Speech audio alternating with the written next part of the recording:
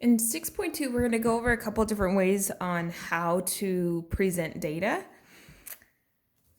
The first way is called a frequency table. And my definition is not all the way on there. A table that lists items and shows the number of times that item occurs. So basically, you'll have a list of an item on one side and then a number on another side.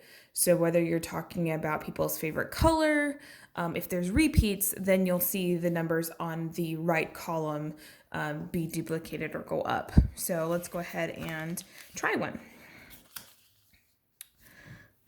Okay, before we try this example, this one actually has the definition of a bar chart. So I'm going to show you that definitions before we do example one. So the difference between a frequency table and a bar chart is obviously the graphical display. A bar chart is a graph that presents data with bars of heights and the values that they represent. So I put a little example over here.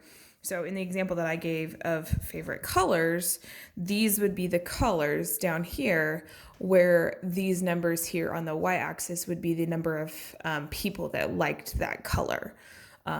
So these wouldn't necessarily be numbers. They can be pretty much anything you want. Okay, so let's go back to example one. So we have 32 students took a test out of 10, construct a frequency table and a bar chart. So the reason why these two are usually paired together is because the frequency table organizes your information, and then when you do your bar chart, you can look at the frequency table for your simplified values. So I know that all my numbers are not showing up on here, but we'll go ahead and do it. It's example one from the book. So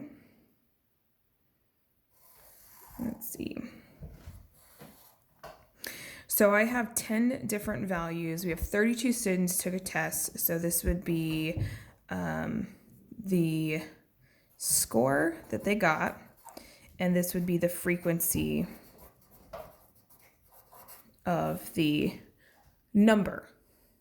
Okay, and it looks like there are no gaps, so we can just number 1 to 10 here, or sorry, 0 to 10.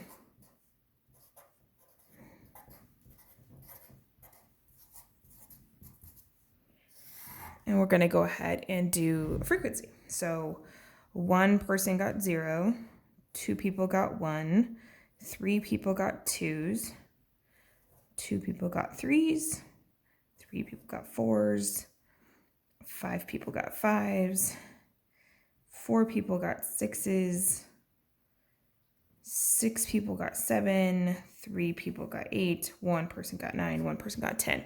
So hypothetically, if you were trying to, not hypothetically, if you were to count up all of these frequencies here, they should add up to the 32 that you have total. I'm not going to add them up. We're just going to hopefully trust that I'm not missing any. So there you go. There's your frequency table. Okay. And remember that this can be pretty much anything. These can be numbers, they can be, it could be weather, it could be food items, it can be pretty much anything that you are collecting data on. In this case, it was a score out of 10 on a test. So here we go. We're going to do our bar chart now. So basically, we're going to do these numbers and these numbers. This is going to be our x-axis. This is going to be our y-axis. And that way we can see a visual display of what's going on in that table. So let's see.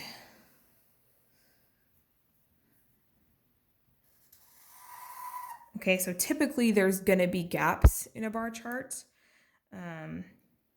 So we'll go 1, 0, 1, 2, 3, 4, 5, 6, 7, 8. It doesn't ever go past 6, but yeah, that's what we can use. And then I want to number this side from 0 to 10. That was the number, that was how many scores that people could have gotten. So 0, 1, 2, 3, 4, 6, 7, 8, 9, 10. Kind of squished at the end, but that's okay. So one person got 0. So then I'll just draw a bar up to 1, and then there you go. 2 people got 1s. 3 people got 2s. So once again, I'm just copying these numbers. I'm looking at the number that I'm dealing with. So my next one would be the 3. 2 people got 3s, so that's where I'm going to draw the bar. Okay, 4 would go up to 3. 5 would go up to 5.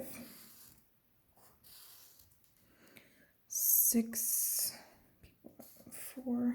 Oh, 4. Oops, I cut that one off a little bit. 7 people got 6s. 8 people got 3. Making sure I'm not messing anything up. And then 1 and 1. So the nice thing about the bar chart, oh, and it's important to label, this is their score out of 10, and this is the frequency.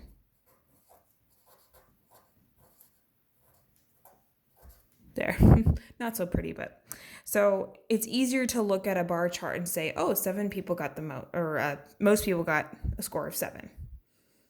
And rather than looking at a frequency table and having to look at all these numbers. Okay, so there's a bar chart and a frequency table.